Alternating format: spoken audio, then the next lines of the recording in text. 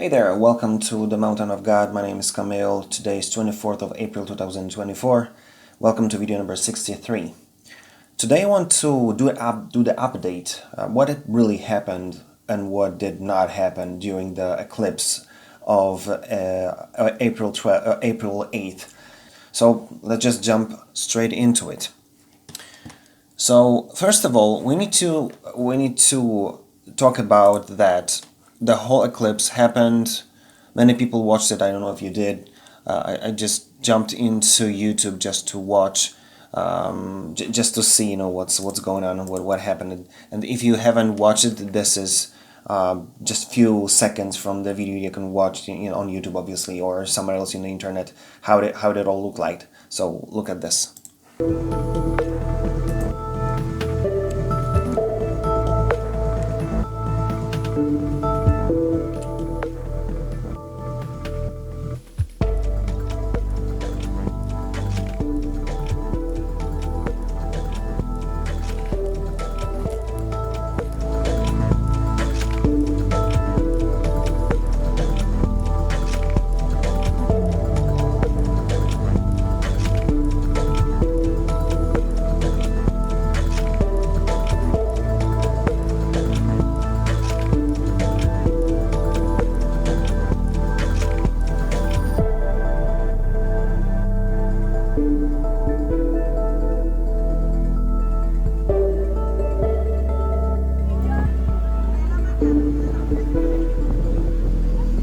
So obviously there were tons of people, watching. It was an event in US and in America in general.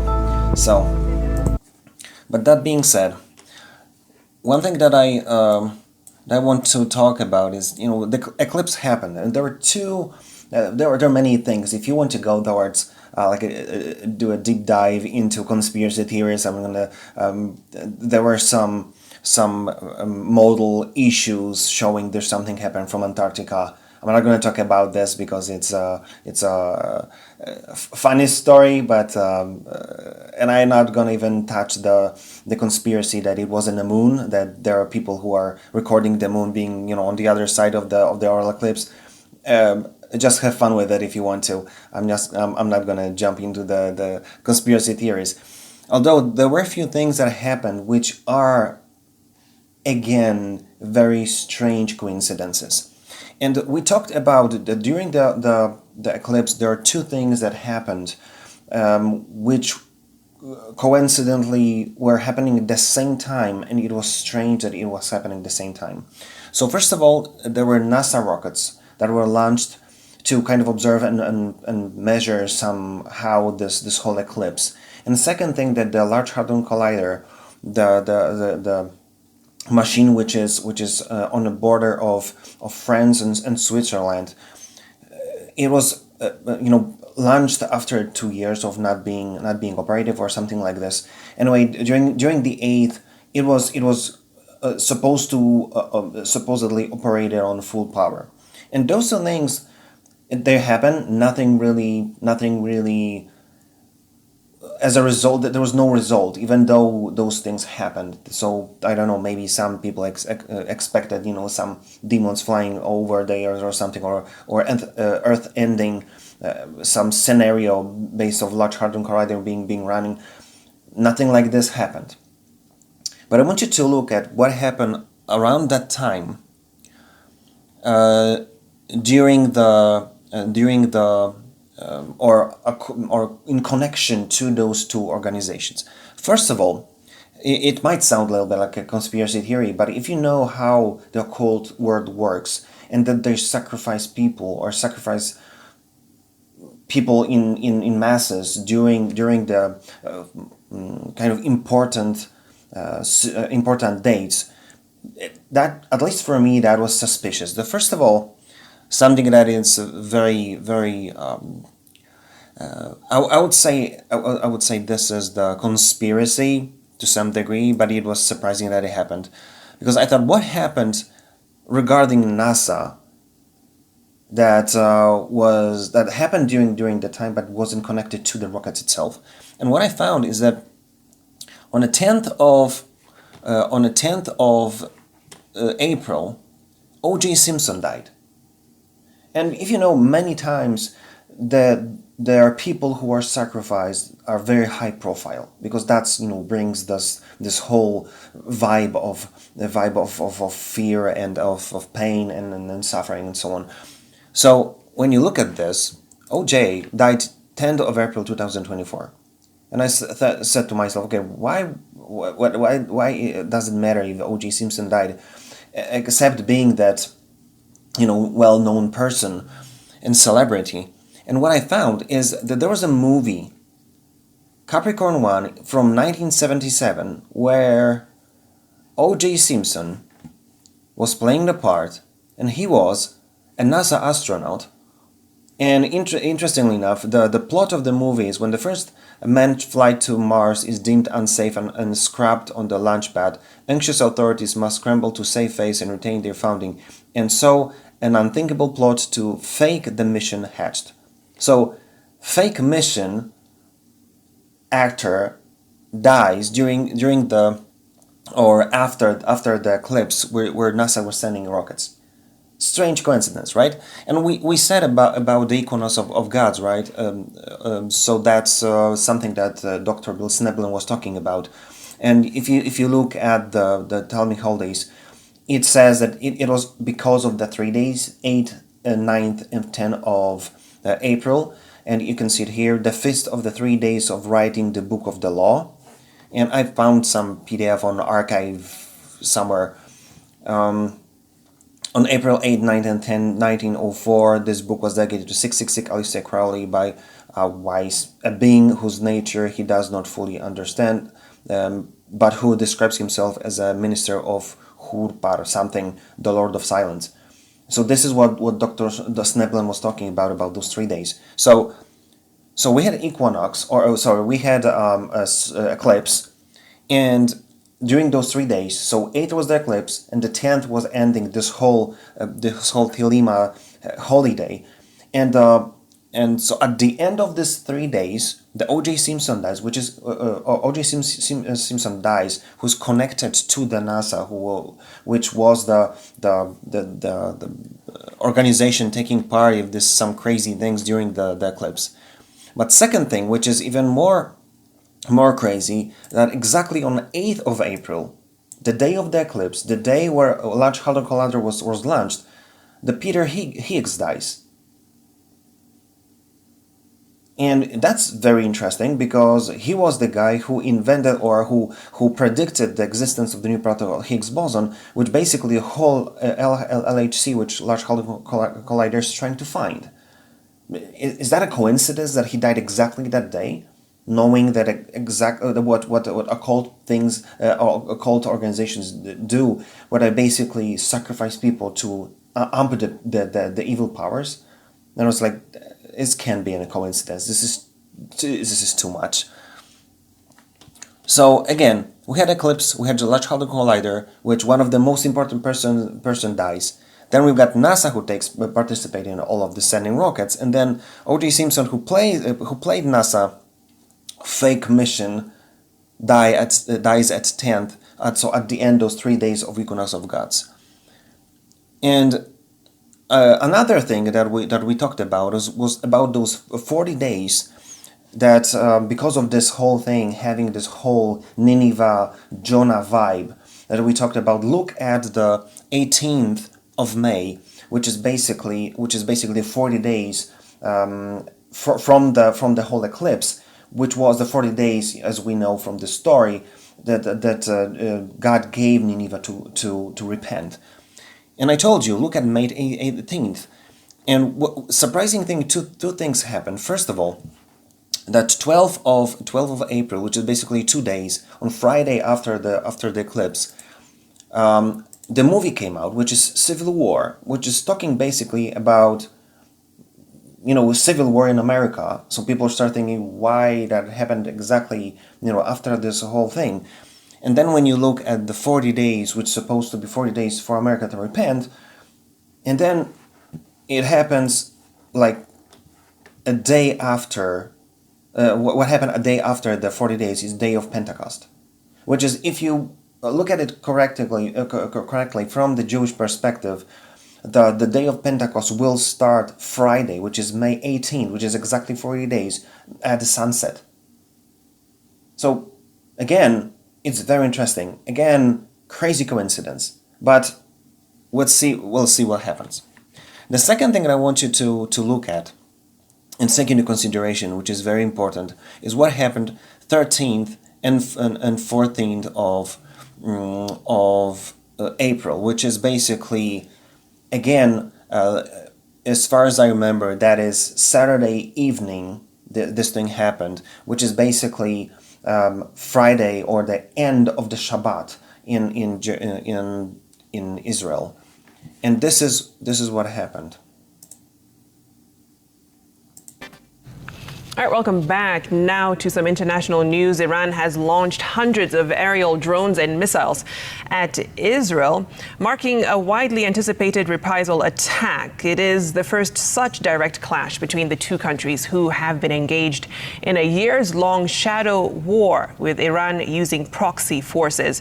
The Israeli military said Israel and other countries had intercepted more than 300 cruise missiles and drones, mostly outside Israeli airspace. Israel said very little damage had been done, but warned people to remain alert. And so this is the official narrative, which was the response to something that happened 1st of April, which was this thing. Listen. Emergency workers scaled rubble inside Iran's embassy compound in Syria after a suspected bombing by Israeli warplanes on Monday. Tehran said the strike killed 7 military advisors, including 3 senior commanders. The target, according to Iranian state media, was top Revolutionary Guards commander Mohammad Reza Zahedi. He had been a senior commander in Iran's elite Quds force, the Corps' overseas arm, according to the Guards. So basically, this is what happened. Let me just show you. Where's the view? This is the embassy, and this is the building which was connected to the embassy. And there was a meeting of Iranian military people, and Israel basically bombed this place, killing those people. There's a lot of international anger regarding this, because some of the people say that this is diplomatic building and this is act of war. Some people said that basically it wasn't the embassy itself, but as far as I know, and I'll talk about later, and people who are commenting this, that basically this is what happens, like meetings in those diplomatic places. So not kind of taking sides in was it breaking international law or not. This is what happened the 1st of April. The Israel basically attacked or killed Iranians military leaders, and then Iran retaliated on 13th of April evening. So the official narrative is like, no, nothing happened. Israel has this Iron Dome, which is basically the U.S. sponsored system, as far as I remember, system to shut down the rockets and the whole thing. But if you listen to at least few specialists that I found, and I'll drop the links to all of those videos so you could listen to those people. First of all, I want to show you Scott Ritter, who was basically an American author, and he was a Marine Corps intelligence officer, former United Nations Special Commission's weapons inspector. And let's listen to what he said, which is basically the same thing that 4 other people, which are Larry C. Johnson, the former analyst of U.S. intelligence, David Hearst, who is co-founder and chief of Middle East Eye, a commentator and speaker on the region analysis on Saudi Arabia, and he has the Guardian's foreign leader, writer, and correspondent in Russia, Europe, and Belfast. And the same said about Major General Gagan Bakshi. I'll show you I'll link the videos. They all say the same thing. Listen what Scott has to say about the retaliation and what is the military view on what happened which is basically against the narrative that nothing really happened. Listen to this. Now, the Israelis and the Americans are spinning this, saying, you sent in hundreds of things, we shot it down. It's just stupidity. No military professional worth his or her salt is agreeing with that. They may say it publicly because they're getting paid to say it. But privately, if you talk to them, they will say that what the Iranians did on April 14th was one of the most sophisticated anti-ballistic missile defense campaigns in history. They went at it, they suppressed, they overwhelmed, and in the end, their missiles came through and hit exactly the targets they want, sending the signal to Israel and the United States that no place was safe from Iran.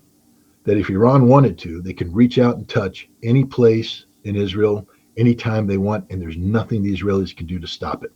So that was the statement that Iran did. They reversed deterrence dominance. Iran had become the dominant player in the region, and that's something that the Israelis simply could not live with. So let's see what deterrence dominance mean. Deterrence theory refers to the scholarship and practice of how threats are using force by one party can convince another party to refrain from initiating some of other course of action. So basically, what Iran did is basically showed that they can hit any target they want, and all of those rockets, those 300 rockets over that they sent, were just a decoy for those few who reached the military targets on the terrain of Israel. And there were, if you listen to all of those videos, you'll find that they send information they're gonna attack a few hours before, so everybody could prepare. They send drones, slow drones, so they show everybody that we are attacking. Then there was even more. So they shot a lot of rockets, which 99% of them were taken out by the Iron Dome. But few of those who supposed to hit the targets, the military ones, attacked. No civilians died, and those military bases that they were touched, which were the most protected military bases on Earth, they were basically the target. And this is what we're supposed to understand. What is the consequence of this, looking from the international perspective? Iran is a member of the Shanghai Cooperation Organization. They've started pivoting to the east to make that their priority: economic viability, economic prosperity. And Iran and Saudi Arabia have both recently joined the BRICS Forum, together with the United Arab Emirates and other nations. Iran is focused on attending the BRICS Forum in Kazan, Russia in October, where they're literally going to redefine the world. I mean, that's what's happening. The world is moving away from a Western-centric world to a BRICS-centric world, and Iran is part of the BRICS-centric world. This is good for Iran. The last thing Iran needs is a war with Israel. It's the last thing Iran wants is a war with Israel. But Iran had to establish deterrence dominance to make a point that Israel doesn't have carte blanche to attack Iran or Iranian interests.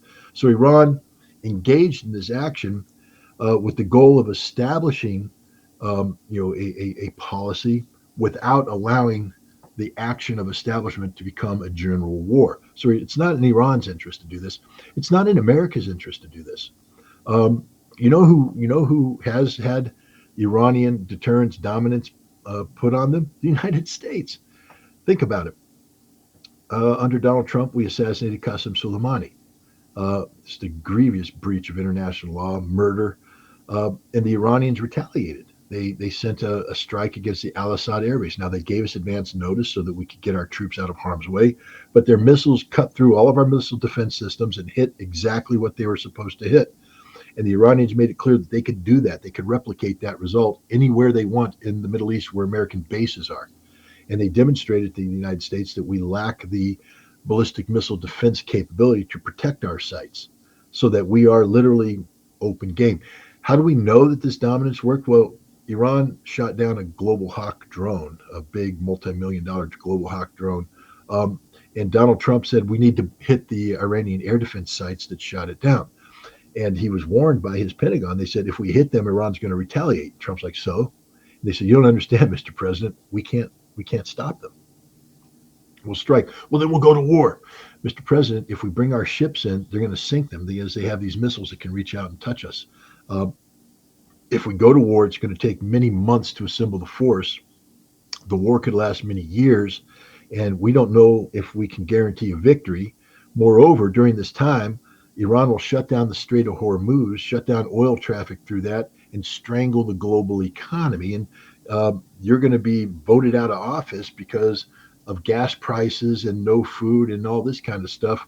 We don't want to do that, so Trump backed down. That's called deterrence dominance. Iran was able to establish a deterrence policy that deterred the United States from carrying out a strike inside Iran.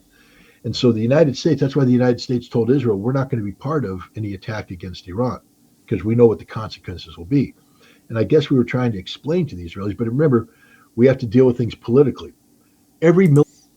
So basically, you can watch the whole video. It's very, very interesting.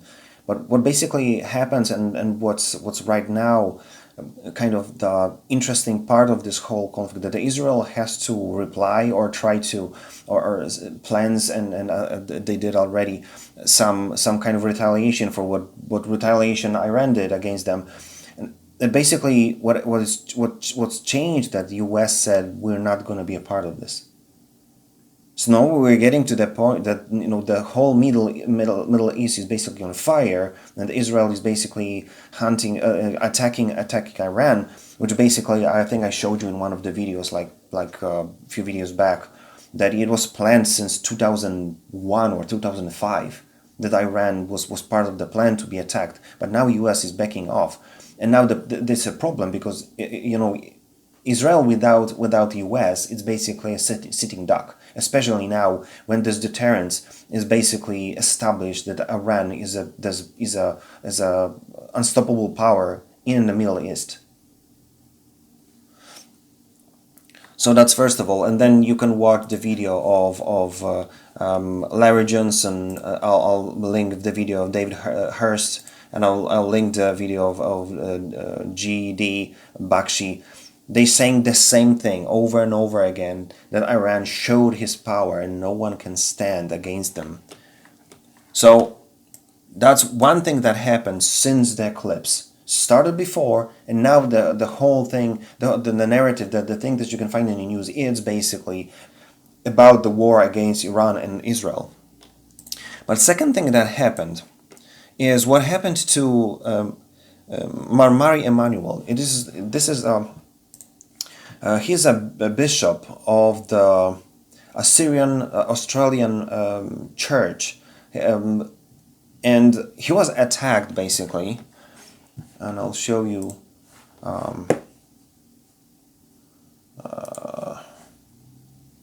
So this is the print screen of something that happened live on YouTube, basically, because I think they had a live transmission of this whole mass, and the guy, 16-year-old boy, basically attacked with a knife the bishop. And why am I even talking about why it's important?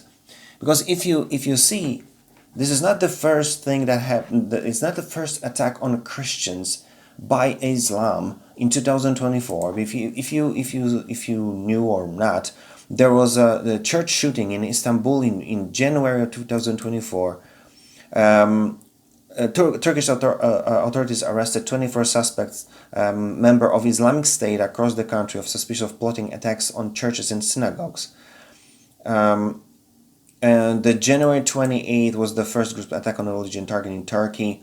And what they basically say that around 11:40 there were gunmen who were shooting, and there were like 30 to 40 people, and they killed one person and injured another. So I'm not sure how good shooters were there, but basically that's not the first thing. So nothing big really happens, but the attack on the Mari Emmanuel kind of started to kind of made me feel that something is wrong here. The alert started to I started to be alerted, and this is exactly why. I want you to see what happens as a reply to what happened. First of all, let me show you what Andrew Tate said, which is basically something that many people commented as well. Listen to this. Attack with a message to Christians. Finally, the Christians are angry. I don't know why it's taking you so long. Even as a Muslim, even as somebody who's recently reverted, it gives me genuine happiness to see the Christians finally angry about something. You have gay preachers, LGBT drag story hours at your churches. You sit around and turn the other cheek. You have no cheeks left to turn. There's nothing in this world without masculine rage. It's the bottom line of everything. There's no country without men who are prepared to get angry and defend it. There's no idea. There's no house. There's no religion without masculine rage. They've bred it out of you. And for the first time in a long time, we see Christians finally angry about something. And when I see Christians mad for the first time in a long time, although I'm no longer Christian, it makes me feel happy. This piece of deserves an eye for an eye. Isn't that what the Bible says? And for the first time ever, Christians are standing up. And many of Interesting, isn't it? Anger as a reply. Listen to what his brother said.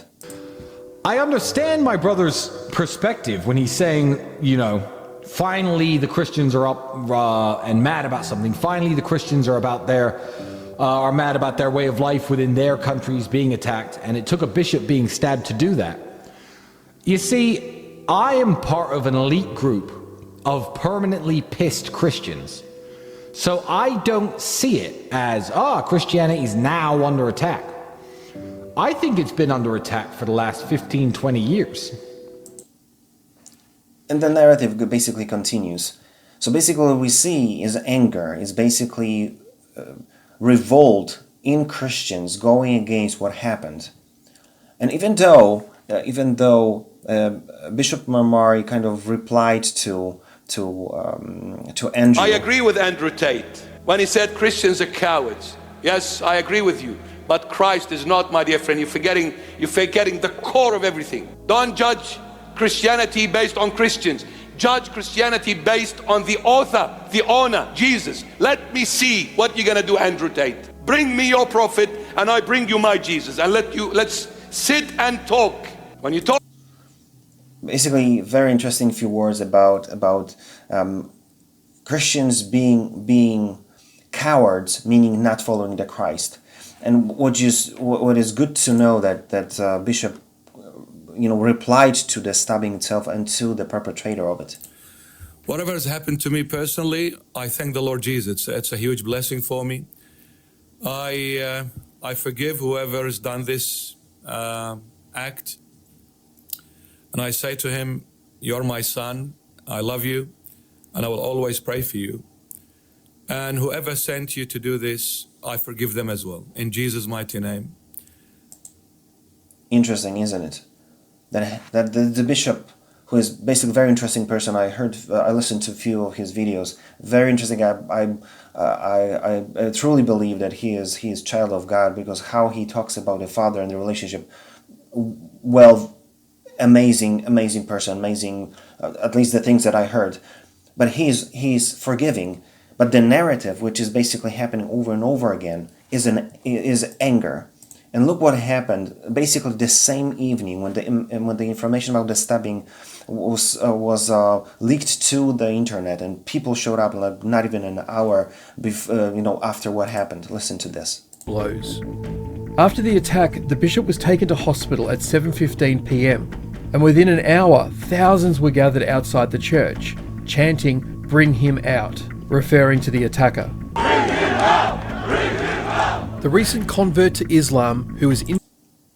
So you see, there's this anger narrative which is starting to happen, and this is like a first major thing that happened, and that was the first thing that kind of made this whole uprising of anger in Christians and people commenting Christianity, like Tate brothers.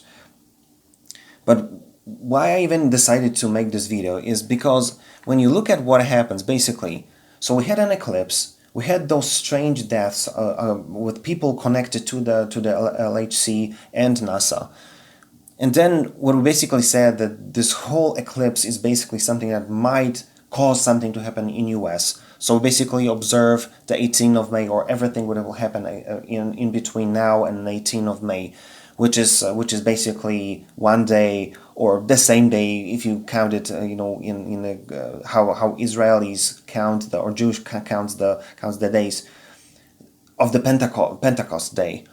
And then what we see, the Middle East war, and what we said that red heifer is basically can be sacrificed any minute now.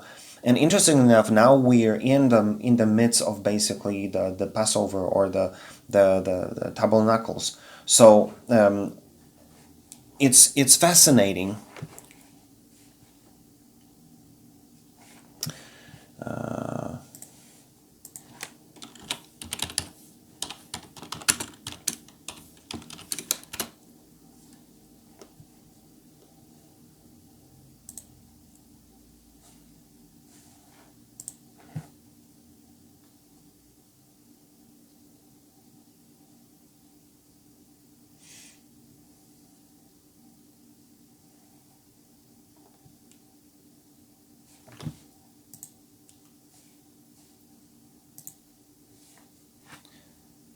So this is basically what happened.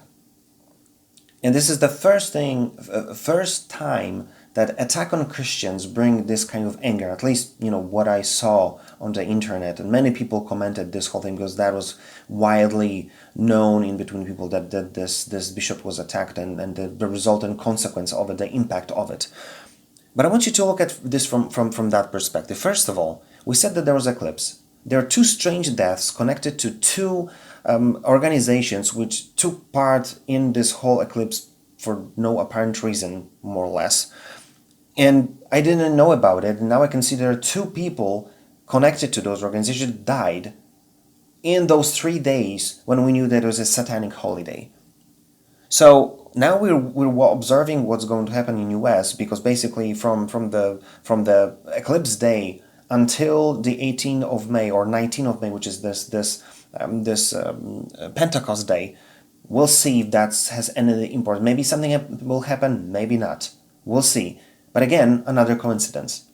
Another thing is that the Middle East, and something that started before the whole escalation, or this whole eclipse, the escalation started with the Israel attacking Iran's military people in Syria. And now, after the eclipse, just 2 days after this whole satanic holiday, the Iran attacks as a retaliation, and now we see that the tension rises in the Middle East. And as we said, the red heifer can be sacrificed any time now. And if you see, if you look, the Passover basically started on April 22, so 2 days ago. It will end up on April 30th. And that's basically, the Passover, which is already ongoing.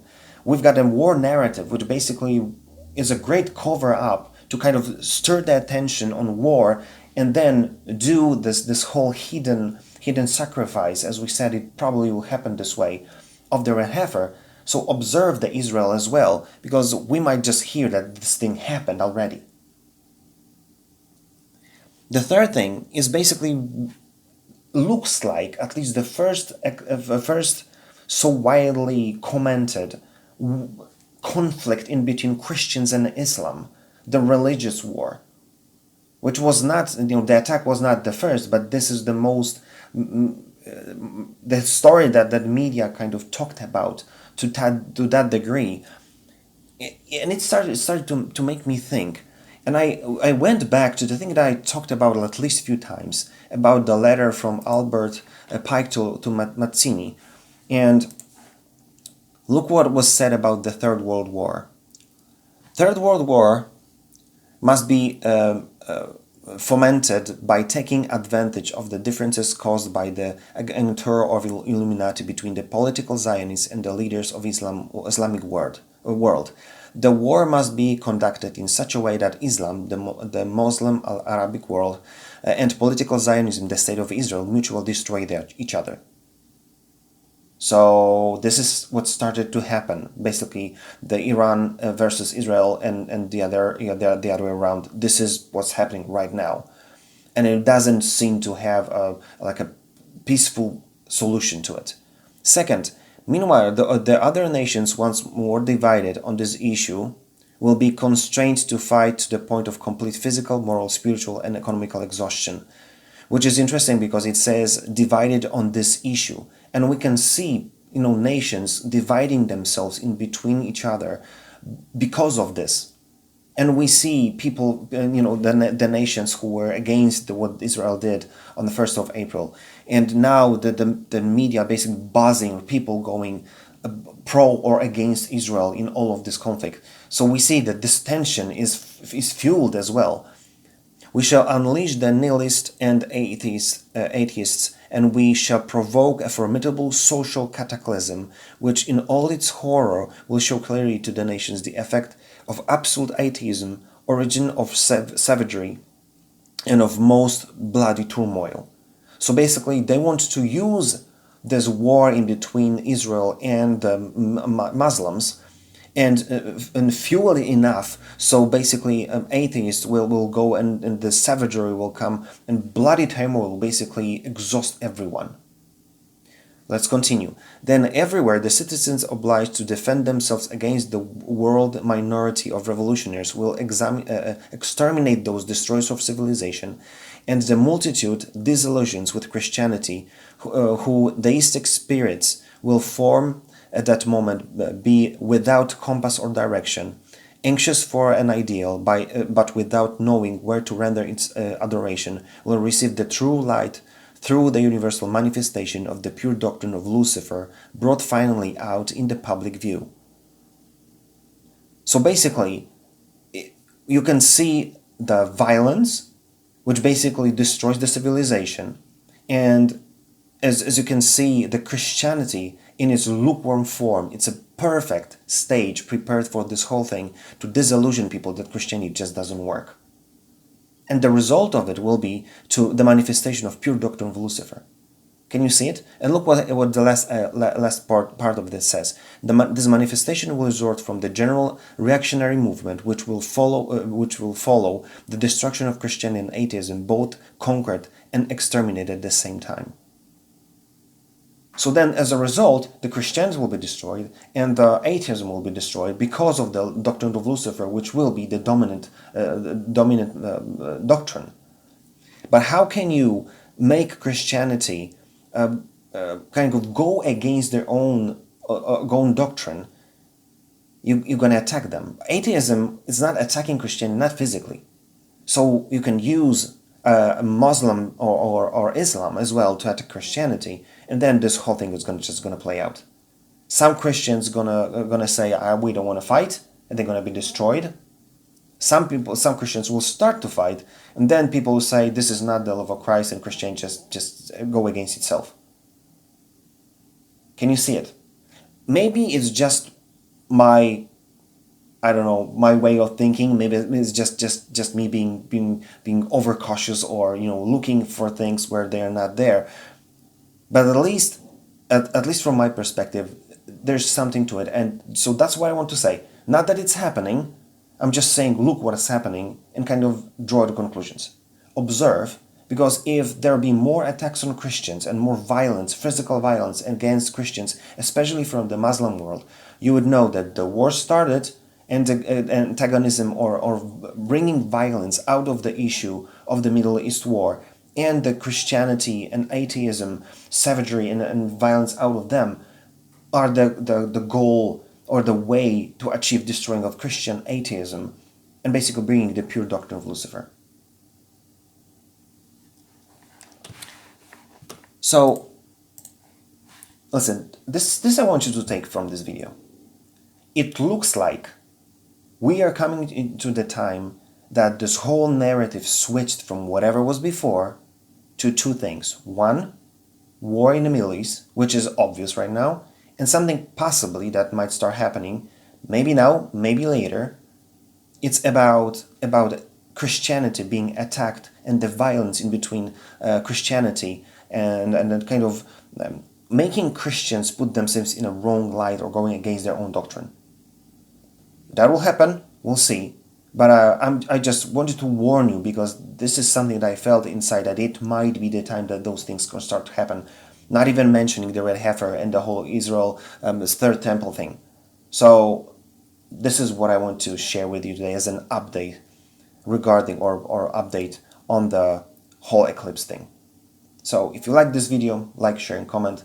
If you didn't like it, comment as well and tell me what you think and what is your understanding and experience in this whole thing. And if there's anything you want me to talk about, just give me a shout. I'll be glad to talk about it for you. And that being said, see you in the next video.